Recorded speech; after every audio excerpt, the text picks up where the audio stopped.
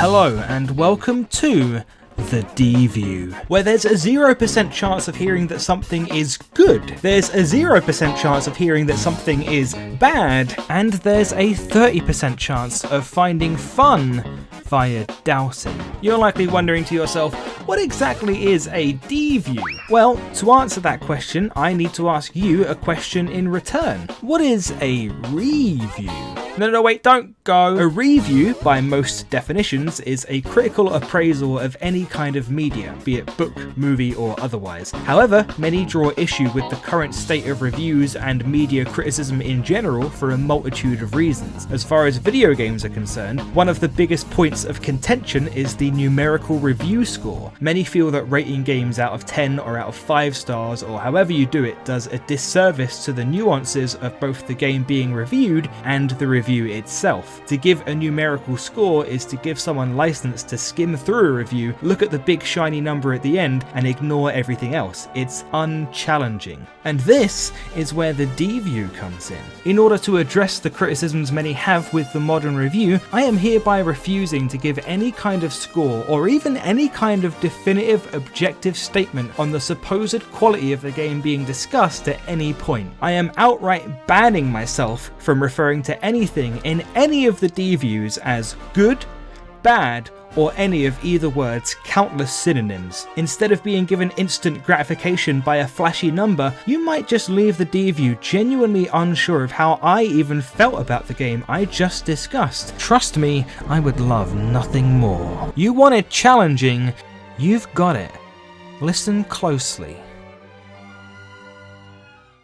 In 1861, American inventor Richard Jordan Gatling created the Gatling gun, one of the deadliest instruments of war ever created at that time. Gatling is quoted as saying, "It occurred to me that if I could invent a machine, a gun, which could by its rapidity of fire enable one man to do as much battle duty as 100, that it would to a large extent supersede the necessity of large armies, and consequently exposure to battle and disease would be greatly diminished." Gatling invented the gun with honest, albeit flawed, intentions, and while his exact version of the Gatling gun became obsolete quite quickly, it claimed more than enough lives in the time it was commonly used and continued to be the base prototype for far more deadly weaponry for decades to come. Gatling is said to have regretted the invention later on in his life due to this very fact. As a man who also innovated farming equipment and a screw propeller, he was likely dismayed at how drenched in blood his name became.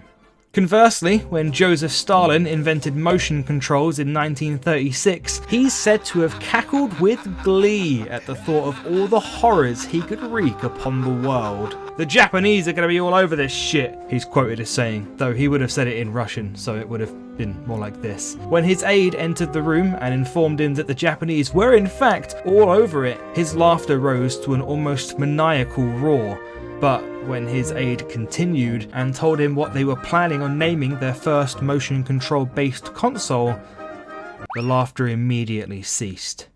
A cold air fell upon the room, and even the Soviet warlord himself, if only for a moment, felt a sting of hesitation. He's dead now.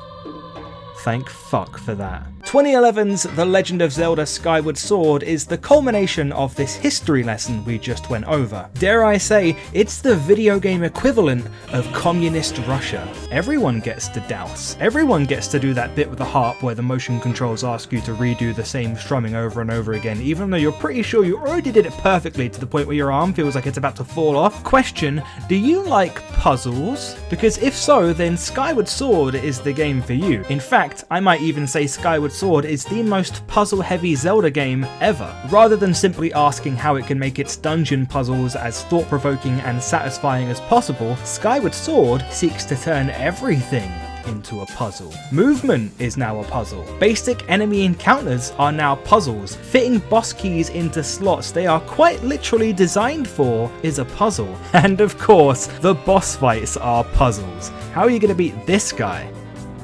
Oh, that's a pretty big eyeball you got there. Guiding you through this game's...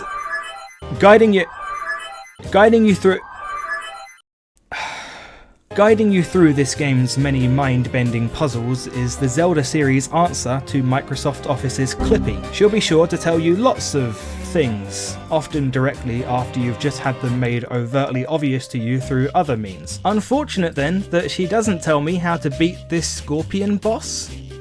Oh, that's a pretty big eyeball you got there. Skyward Sword does a lot of different things to most Zelda games. On top of motion controls, it has a stamina meter, loftwing flying, and the Silent Realms. So many new ideas coalesce into this game, which is funny considering that it makes you fight this fucking avocado 3 times. It also does a lot of different things with its characters. Characters like Groose and Girahim are given more extended arcs. Far more insight is given into the journeys and motivations of the supporting cast than ever before. This is seen most plainly with the one character in Skyward Sword who captivated players more so than anyone. A character whose portrayal is more memorable here than anyone else in this, or maybe any other Zelda game ever. Sparrow. Now canonically considered by many to be the single most powerful entity in Zelda lore, many fans furiously debate over who would win in a fight between Skyward Sword's Sparrow and Twilight Princess's Mallow. I'm not supposed to say anything objective in these videos, but I can tell you without a shadow of a doubt that Sparrow would put Mallow in the fucking ground. Alright? He would throw him around like a dog toy. No man in the Zelda universe would stand a chance against Sparrow in single combat. He simply can't be defeated. Oh, those are some pretty big eyeballs you got there. The first and only time I finished Skyward Sword was playing with a buddy of mine. We decided to share the task between us, alternating who was playing between every dungeon. We'd allocate a few hours of free time we had every week or so to meet up and play through the game together. But at one point, we had to stop for an extended period of time. Without going into detail, they did something pretty bad that upset a lot of people. It wasn't anything illegal or anything, but I was still shocked and upset, as most people were, and I frankly wasn't sure what to make of them for a while. Time passed, and after a couple of months of things simmering down, we decided to meet up again and continue, having not really spoken at all about what happened since the one initial conversation where I found out. We were playing through the ancient cistern, and without really being aware of the symbolism of the dungeon, something pretty cool happened. We finally talked about it all, with a lot less vitriol and anger this time. They clearly felt awful about what happened and wanted to make up for it, I never doubted that, but finally being able to directly communicate about it was something else entirely. By the time the conversation was over, I remember feeling surprisingly good about it, like I'd finally gotten a whole load off my chest, and I think they felt the same. I remember thinking to myself that maybe I'd finally got my friend back, and as this very special conversation happened, my friend was climbing a rope, ascending out of the lower hellscape part of the dungeon. A few weeks later, my suspicions that the ancient cistern was some kind of religious allegory were confirmed. Not only is it, in retrospect, quite obviously based on Buddhism, but it's also based on a Japanese short story from 1918 called The Spider's Thread, in which a criminal attempts to escape from the depths of hell into a lotus-filled paradise by climbing up a spider's thread that's cast down by a Buddhist monk. When I learnt this, I thought back to that conversation again. What a cool moment Skyward Sword gave us. Isn't it amazing what video games and art as a whole are capable of? In that moment, Skyward Sword did something truly magical.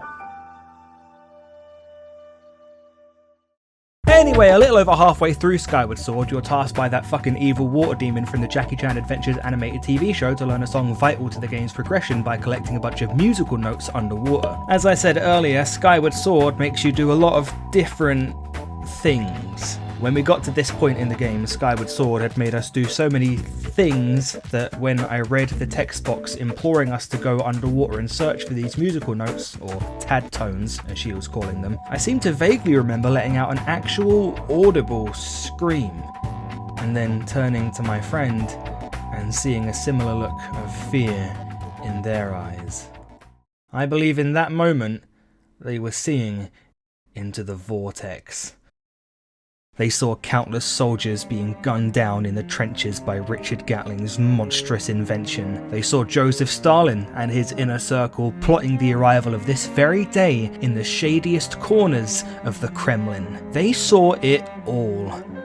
and when only a few hours later we were tasked with an extended stealth section in Eldin Volcano, I saw it too, and it blinded me.